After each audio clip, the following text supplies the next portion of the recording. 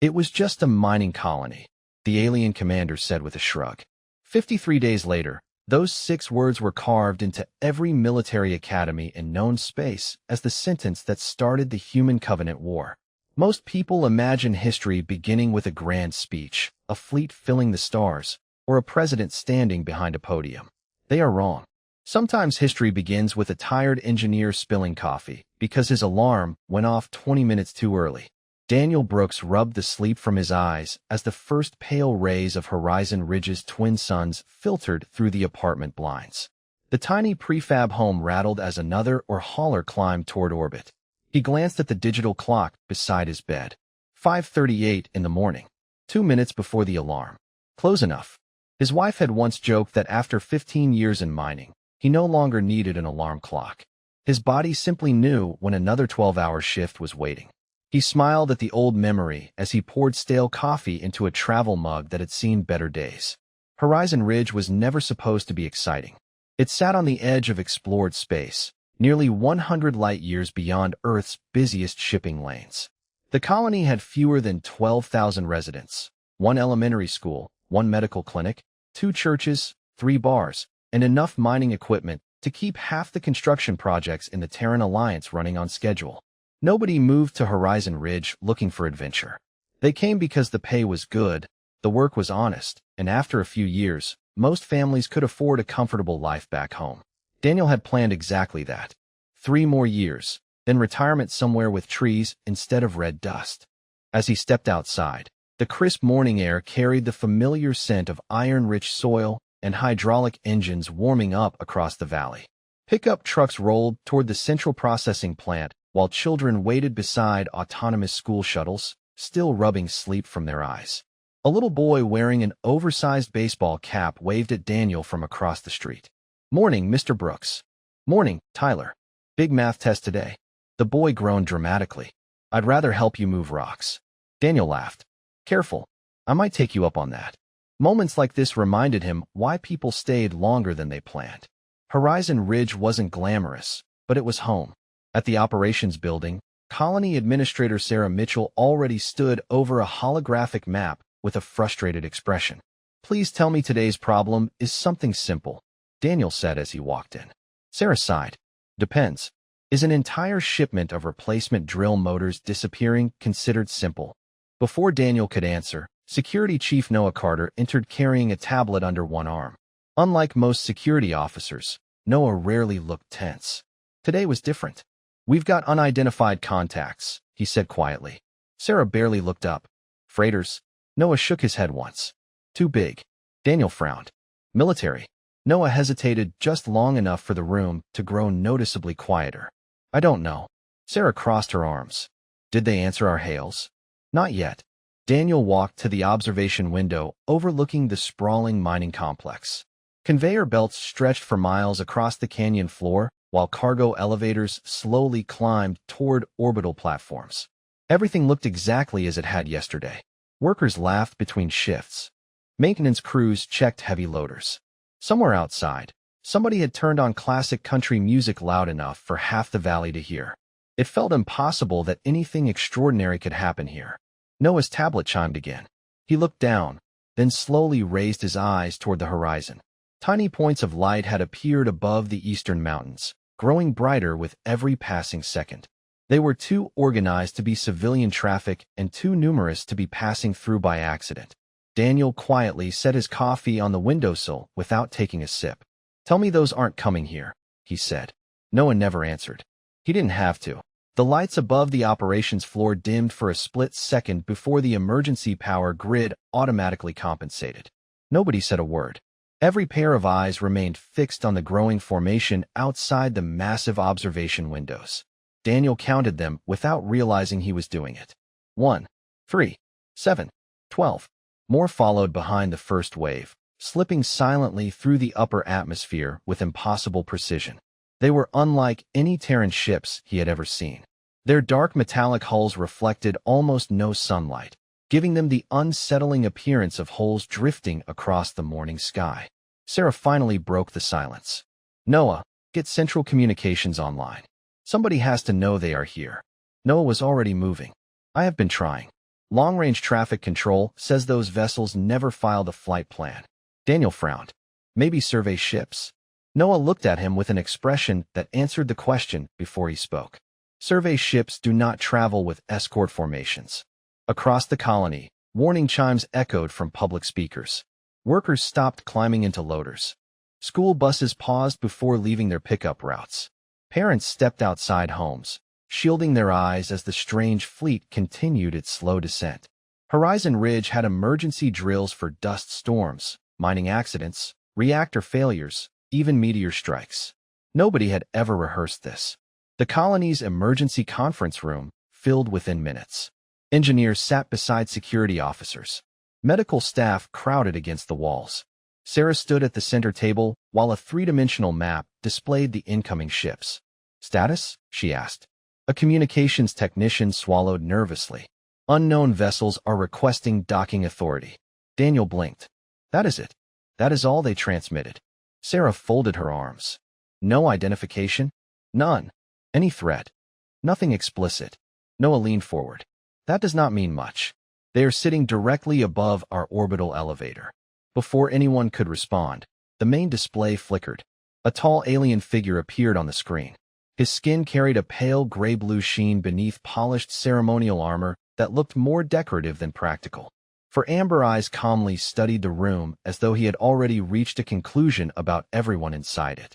When he finally spoke, the translator rendered flawless English with almost no delay. I am High Executor Koresh of the Covenant Expeditionary Authority. This colony has entered restricted resource territory under Covenant jurisdiction. You will suspend all extraction activities immediately.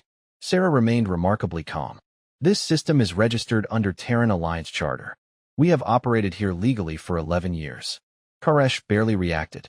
Your records are irrelevant. Daniel exchanged a glance with Noah. That answer landed harder than any threat. It was not angry. It was dismissive. Sarah kept her voice level. There has to be a mistake. We can contact the Galactic Registry together and resolve this before anyone wastes time. Koresh tilted his head slightly, almost curious that she still believed paperwork mattered. Your colony exists because no one has corrected this oversight until today. One of the junior engineers whispered, Oversight. Daniel felt something tighten in his stomach. Horizon Ridge was home to thousands of families. Children had been born here. People had buried loved ones here. Entire lives had unfolded on this red world. Hearing someone reduce it to an administrative error felt strangely personal. Sarah tried once more. Give us 24 hours. We will cooperate fully while Earth reviews the claim. Koresh looked away from the camera, as if consulting someone outside the frame. After several long seconds, he answered. Negative. Civilian personnel will remain where they are while Covenant inspectors secure strategic infrastructure. Noah immediately leaned toward Sarah and lowered his voice. That means the reactors, communications array, and landing fields. Daniel quietly added. And once they control those, we stop making decisions. Sarah nodded almost imperceptibly. Outside, enormous landing craft detached from the larger vessels and began descending toward the colony with steady, deliberate confidence. Nobody inside the conference room reached for a weapon. Nobody shouted. They still believed reasonable people could solve an unreasonable situation. None of them realized they had just witnessed the final peaceful conversation Horizon Ridge would ever have. The first Covenant transports touched down with the confidence of people arriving at property they already believed belonged to them. Their landing gear settled onto the colony's freight pads without asking permission, sending thin clouds of red dust drifting across rows of parked mining vehicles. Daniel stood beside Noah outside the operations center, watching dozens of armored inspectors step onto the concrete. None of them rushed. None of them looked nervous. They carried scanners instead of heavy weapons, tablets instead of maps, moving from building to building as though conducting an ordinary government audit. That somehow made the whole situation even harder to understand. They really think this is routine, Daniel muttered. Noah never looked away from the approaching team. That is what worries me. A Covenant officer stopped several feet away and glanced briefly at the identification badges clipped to their jackets. Chief Mining Engineer Daniel Brooks? Daniel nodded cautiously. That is me. You will suspend all extraction operations immediately. Daniel folded his arms. Thousands of people depend on those operations. The officer answered without emotion. That assessment has been noted. Then he simply walked away. Daniel stared after him. Did he seriously just say that? Noah let out a slow breath. They are following procedure. Procedure for what? Taking control. Throughout the morning, Horizon Ridge became strangely quiet.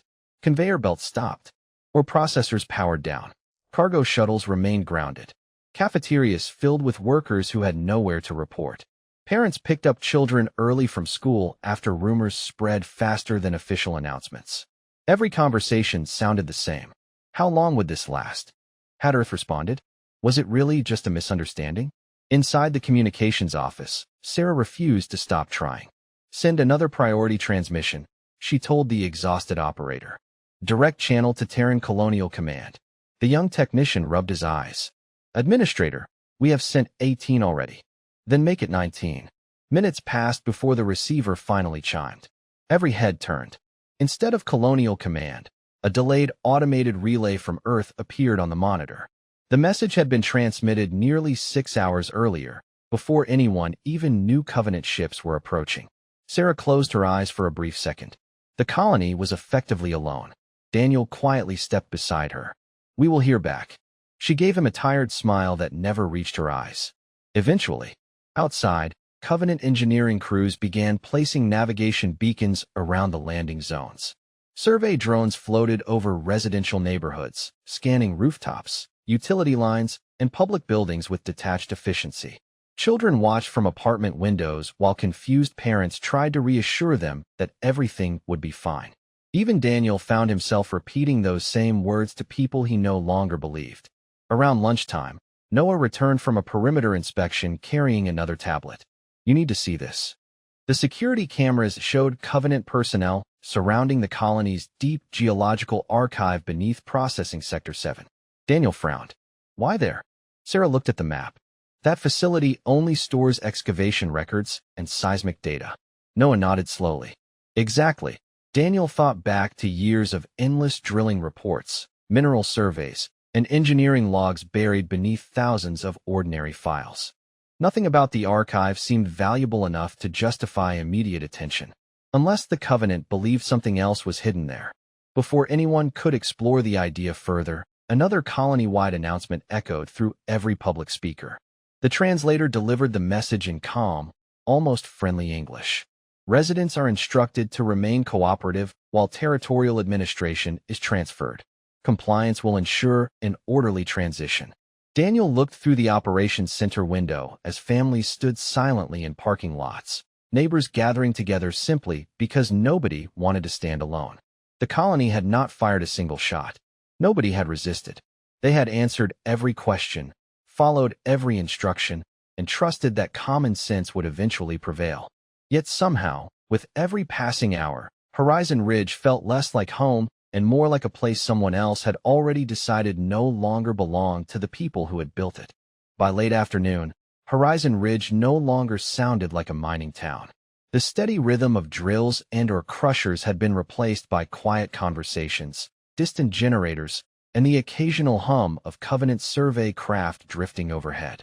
Daniel walked through Processing Sector 3 with a clipboard tucked under one arm out of pure habit, even though there was nothing left to inspect. The machines stood silent. Conveyor belts that had carried thousands of tons of ore every day now sat perfectly still beneath a layer of fine red dust. It felt wrong. A mining colony without work was like a harbor without water. Everywhere he looked, people were waiting. Waiting for news. Waiting for Earth. Waiting for someone to explain how everything had changed in less than 12 hours. His communicator buzzed. Daniel, report to the archive entrance, Noah said. Now. 10 minutes later, Daniel reached Sector 7, where temporary security barriers surrounded the entrance to the underground geological archive. Covenant personnel had established checkpoints around the facility, but something immediately caught his attention. They had ignored warehouses filled with expensive extraction equipment worth hundreds of millions of dollars. They had barely looked at the refined mineral stockpiles.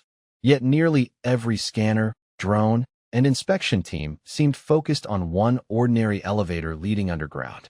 Sarah arrived moments later, breathing slightly harder from the long walk. They are still here? She asked quietly. Noah nodded. They have not left once. Daniel frowned. There is nothing down there except 70 years of boring records.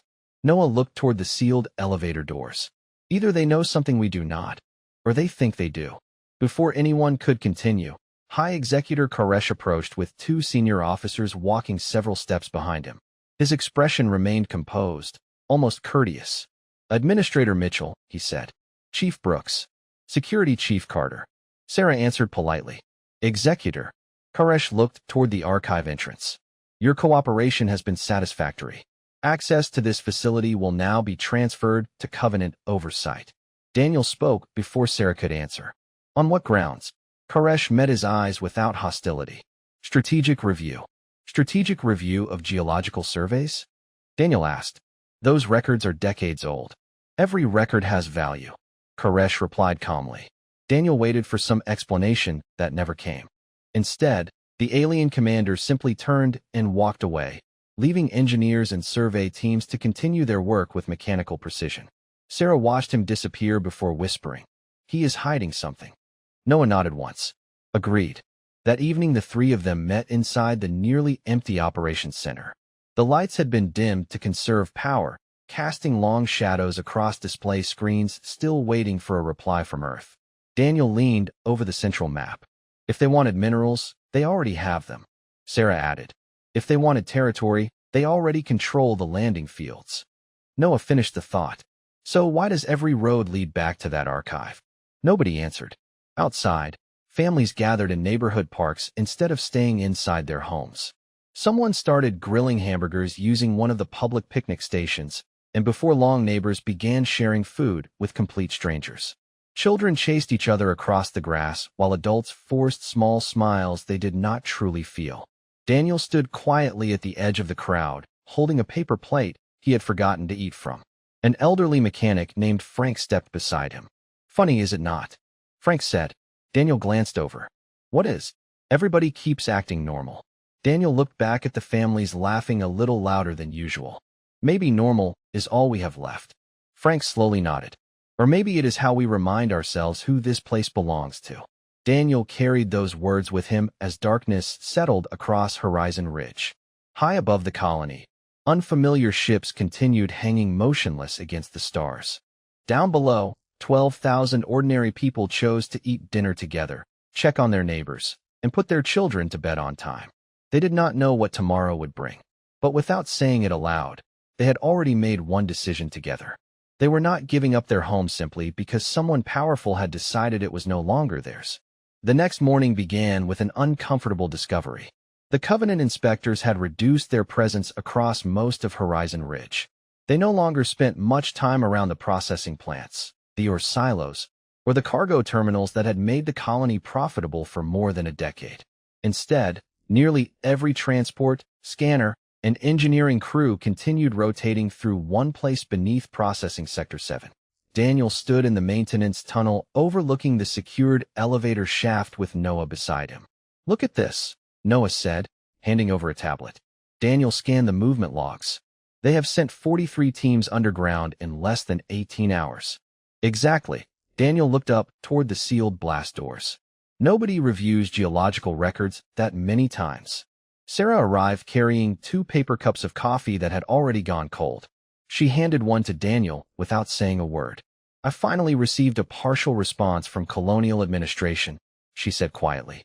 Noah looked hopeful for the first time in days. What did they say? Sarah forced a tired smile. Nothing useful. They acknowledged our transmission. They said diplomatic channels are evaluating the territorial dispute. Daniel let out a slow breath. Territorial dispute. The words sounded almost insulting. 12,000 people had watched foreign ships occupy their home. Yet somewhere far away, someone had filed the situation under paperwork. Sarah folded her arms. They still believe this can be solved across a conference table. Before anyone spoke again, a young systems analyst hurried into the tunnel. Her name was Emily Foster, one of the brightest software specialists on the colony despite being barely 26 years old. Administrator, she said, catching her breath. I think I found something strange. Sarah immediately followed her into the communications center. Emily projected several overlapping maps onto the main display. I compared every Covenant drone flight since they arrived. Colored lines spread across the room. Most covered the colony in predictable patterns. One cluster stood out immediately. They keep returning here, Emily said, enlarging the underground archive. Not just the archive, Daniel corrected softly. The deepest level. Emily nodded. Exactly. Whatever they are looking for is almost 1,000 feet below the surface. Noah leaned closer. Do we even use that level anymore? Daniel shook his head. Not in years. It was sealed after the original excavation project ended. Sarah frowned. What was down there? Daniel searched his memory. Old survey chambers. Core samples. Geological mapping equipment. Nothing worth an interstellar incident. Emily hesitated before speaking again. Unless they believe something else is buried there. Silence settled over the room. Nobody liked where that thought was leading. Hours later, Daniel volunteered to inspect the inactive maintenance corridors connected to the archive's lower support systems. Officially, he was checking environmental controls. Unofficially, he wanted to see what had captured so much Covenant attention. The tunnels were quiet except for distant ventilation fans echoing through reinforced concrete. Dust-covered equipment that had not moved in years. As he rounded one corner, he noticed fresh boot prints layered over decades of undisturbed dirt. Covenant engineers had been here recently. He followed the trail until it ended outside an old blast door covered by faded Terran geological survey markings. The electronic lock had no power, but someone had recently scanned the surface dozens of times. Daniel slowly brushed away accumulated dust from a weathered metal plaque. Most of the lettering had faded, yet one line remained barely readable. Restricted access. Federal authorization required. He stared at the words longer than he should have. In 15 years on Horizon Ridge, nobody had ever mentioned a federally restricted section beneath an ordinary mining colony. Daniel quietly reached for his communicator. Sarah, he said, keeping his voice low. I think we have been asking the wrong question. What do you mean? She replied. Daniel never looked away from the sealed door. We keep wondering why the Covenant wants this colony. He paused. Maybe the better question is why Earth built it here in the first place. Sarah reached the maintenance tunnel less than 10 minutes after Daniel's call. Noah arrived seconds later, carrying a portable scanner that was already running silent diagnostics across the old blast door. None of them spoke at first. The faded warning plaque seemed almost ordinary until you realized it had survived decades without appearing on a single public colony blueprint. Noah finally broke the silence. I have worked security here for 8 years. He ran his hand across the weathered metal. I have never seen this listed anywhere. Daniel nodded slowly. Neither have I. Sarah looked at the locking mechanism. Federal authorization. That means Earth classified it before Horizon Ridge officially became a civilian colony. Noah glanced toward the empty corridor behind them. Which raises another question. If we never knew it existed, how did the Covenant? Nobody had an answer. Emily Foster joined them carrying a rugged laptop loaded with archived engineering records she had spent the entire night recovering from damaged backup servers. She set the computer on an old maintenance crate and began opening files that had not been accessed in years. Most were routine construction reports, foundation inspections, and drilling surveys. Then one file caught her attention. This cannot be right, she whispered. Daniel stepped closer. What did you find?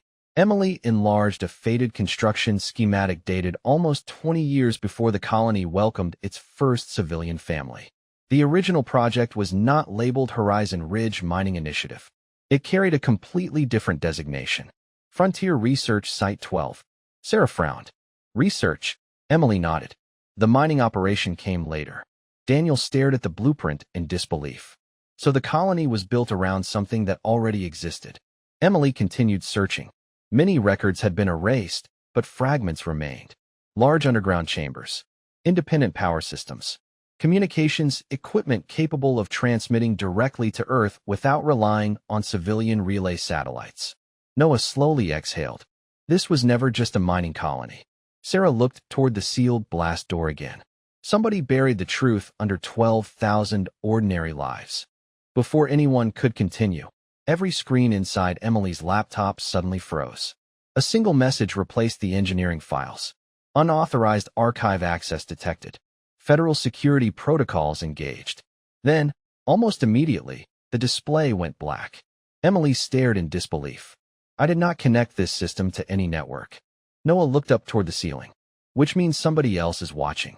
At nearly the same moment, Daniel's communicator vibrated. It was not Colonial Administration. It was not Terran Command. The transmission contained no caller identification at all. He answered cautiously. Daniel Brooks. A calm older voice replied. Chief Brooks, do not discuss what you found over open communications. Daniel instinctively stepped farther away from the others. Who is this? Someone who hoped this day would never come. Daniel tightened his grip on the communicator. Are you with the government? The voice ignored the question. Listen carefully. If the Covenant gains access below that door, this will no longer be a territorial dispute. Daniel felt his heartbeat quicken. Then tell me what is down there. Several long seconds passed before the stranger answered. I cannot. Not over this channel. Static briefly interrupted the signal. When the connection stabilized, the voice sounded even quieter. You have one priority now. Protect the archive long enough to send one complete data package to Earth. Daniel frowned. That is impossible. They control our communications. Not all of them, the voice replied. Every frontier research site was built with one emergency quantum transmitter. Find it before they do. The transmission ended without another word. Daniel lowered the communicator and looked back at Sarah, Noah, and Emily. None of them asked who had called. They could already see the answer written across his face. Whatever Horizon Ridge had truly been built to protect, Earth had never forgotten it. The people living there simply had never been told. Daniel did not tell anyone about the fear creeping into his mind. He had spent most of his adult life solving mechanical problems. Broken drills, collapsed tunnels, overloaded generators. Those problems had manuals. This one did not. The four of them gathered inside an abandoned maintenance office directly above the forgotten research level. Emily had spread every recovered blueprint across an old conference table, while Noah quietly disconnected the room from the colony network. If somebody is listening, Noah said, they are going to have to work harder now. Emily enlarged another faded construction diagram. I think I found it. Daniel leaned over her shoulder. Hidden behind layers of utility shafts and obsolete ventilation tunnels sat a small chamber marked only with 3 letters. EQT. Sarah looked puzzled. Emergency Quantum Transmitter. Daniel slowly remembered an old orientation lecture from his first week on Horizon Ridge. One retired supervisor had joked that every government project came with emergency systems nobody would ever use.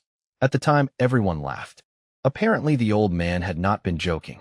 Emily pointed toward a narrow service corridor running beneath the archive. If these blueprints are accurate, we can reach it without passing the main Covenant checkpoints. Noah studied the route carefully. Sarah looked around the room. We are still assuming the transmitter works after 20 years. Daniel smiled faintly. Human engineers built it. Somebody probably overdesigned it. For the first time in days, the room filled with a few quiet laughs. It did not last long. An emergency notification suddenly appeared on every local display still connected to the public information network. Covenant Administrative Notice. Beginning immediately, all underground infrastructure inspections will expand into restricted maintenance sectors. Daniel exchanged a quick glance with Noah. They are getting closer. Noah nodded once. Much closer. There was no panic. No dramatic speeches. Sarah simply picked up the oldest paper blueprint on the table and folded it neatly into her jacket pocket. Then we stopped waiting. Less than an hour later, the 4 of them entered an aging maintenance tunnel that had not carried regular foot traffic in years. Dust-covered forgotten tool cabinets. Rust-colored pipes stretched overhead beside electrical conduits that still hummed with faint power. Daniel walked in front, occasionally stopping to read faded directional markings left by construction crews decades earlier. Funny, he said quietly. I helped repair half this colony, but I never knew any of this existed. Noah answered without looking up. That was probably the idea. After nearly half a mile underground, the narrow tunnel opened into a circular equipment room sealed behind a heavy mechanical hatch instead of an electronic security door. Daniel placed both hands on the large steel wheel and pushed. At first, nothing happened. Then the old locking mechanism groaned, releasing years of accumulated dust into the air. The hatch slowly swung inward. The room beyond looked untouched by time. Backup batteries still displayed green status lights. Air filtration units quietly cycled fresh oxygen. At the center stood a communications console unlike anything used anywhere else in the colony. Emily walked toward it almost reverently. It is still powered. Daniel ran his hand across the smooth metal housing. The manufacturer plate carried no corporate logo, only a simple engraving. Terran Strategic Communications Division. Sarah quietly whispered. This was never abandoned. Before Emily could activate the system, a warning indicator suddenly illuminated across the console. External sensor alert. Multiple unauthorized personnel approaching maintenance corridor. Noah immediately looked toward the open hatch. Faint echoes of unfamiliar footsteps rolled through the tunnel, steady, organized, and getting closer with every passing second. Daniel did not reach for a weapon because he did not have one. Instead, he looked at Emily. How long until we can send the data? Emily's fingers flew across the aging controls as ancient systems awakened one by one. She never looked away from the screen. Give me 5 minutes. Noah slowly closed the heavy hatch and turned the manual locking wheel until it stopped. Then he faced the others with the calm expression of a man who had already made up his mind. Then let us make sure you get all 5. Emily's hands moved so quickly across the aging console that the old mechanical keys sounded almost like rainfall. One monitor after another flickered to life, revealing systems that had remained dormant for decades. The transmitter was still alive, patiently waiting for the emergency it had apparently always been built to survive. Daniel stood beside her, feeding archived files into the system as fast as they appeared on the screen. Geological records, construction logs, federal authorization files, survey data. Every hidden document they had recovered disappeared into the transmission queue. Behind them, another heavy thud echoed through the maintenance tunnel. Somebody outside had reached the sealed hatch. Noah remained perfectly still with one hand resting on the locking wheel. He looked less like a security chief and more like a neighbor standing in front of his own front door. Sarah checked the status display. How much longer? Emily never stopped typing. 3 minutes. Another impact rattled the steel door. Dust drifted from the ceiling. Nobody raised their voice. Nobody panicked. Daniel found that strangely comforting. Can Earth receive this? He asked. Emily nodded. If the quantum array is still synchronized, they already know we are transmitting. They just cannot answer until the packet finishes. Sarah quietly looked at the growing progress bar. Then we finish it. High above the hidden chamber, something unexpected was happening. Covenant Communications officers began reporting unexplained interference spreading across their local sensor network. Internal messages arrived several seconds late. Drone telemetry became inconsistent. Routine status reports vanished before reaching command. Inside the temporary headquarters overlooking Horizon Ridge, High Executor Koresh studied the incoming diagnostics with growing confusion. Find the source, he ordered calmly. One officer answered. We believe an unauthorized transmission has begun somewhere beneath the colony. Koresh frowned for the first time since arriving on the planet. Impossible. Civilian infrastructure does not possess that capability. Another officer hesitated before speaking. Perhaps this was never purely civilian infrastructure. Koresh slowly turned toward the large observation window overlooking the quiet mining settlement. Families still walked neighborhood streets. Porch lights glowed as evening settled over the valley. Ordinary people continued living ordinary lives beneath extraordinary circumstances. He had dismissed them as miners, mechanics, teachers, and engineers who happened to occupy strategically useful land. Now, for the first time, he wondered what else he had dismissed too quickly. Deep underground, the transmitter suddenly emitted a soft confirmation tone. Emily looked up with wide eyes. Handshake confirmed. Daniel stared at the screen. What does that mean? Earth is listening. Nobody celebrated. Sarah simply placed another recovered archive into the scanner. Keep sending everything. Outside the hatch, metallic voices echoed through the corridor as Covenant personnel attempted to override the manual locking mechanism. Noah listened quietly before smiling to himself. They keep looking for an electronic release. Daniel looked at him. There is not one. Noah shook his head. Old-fashioned steel does not care how advanced your computer is. Even Emily laughed briefly without taking her eyes off the console. The progress indicator climbed past 80%. Then 90. Every second felt longer than the one before. Finally, the display flashed a single line across every monitor. Complete transmission successfully received. Secure confirmation authenticated. Emily leaned back in her chair and released a breath she did not realize she had been holding. Sarah closed her eyes for one brief moment before whispering, "They know." Daniel looked at the quiet machine in front of him. Somewhere across the stars, someone on Earth had just opened a file that was never supposed to exist. Whatever decision came next would not be made by frightened civilians trapped inside a forgotten colony. It would be made by the people who had built Horizon Ridge for a reason they had hidden from the entire galaxy. The confirmation signal had barely finished scrolling across the transmitter when every status light in the hidden chamber shifted from green to a calm blue. Emily looked at the final line one more time just to make sure she had not imagined it. Earth had received everything. Every classified blueprint. Every construction record. Every encrypted archive. Every unanswered question that had been buried beneath Horizon Ridge for nearly 20 years. Daniel slowly rested both hands on the edge of the console. He had expected relief. Instead, he felt strangely quiet.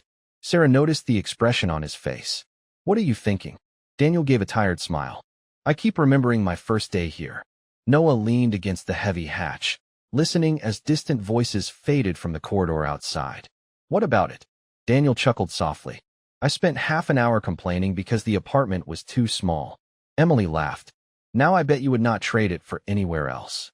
"Not for anything," Daniel answered. Above them, the colony continued its ordinary evening. Restaurant lights glowed along Main Street. Someone played an old country song through worn speakers outside the community center.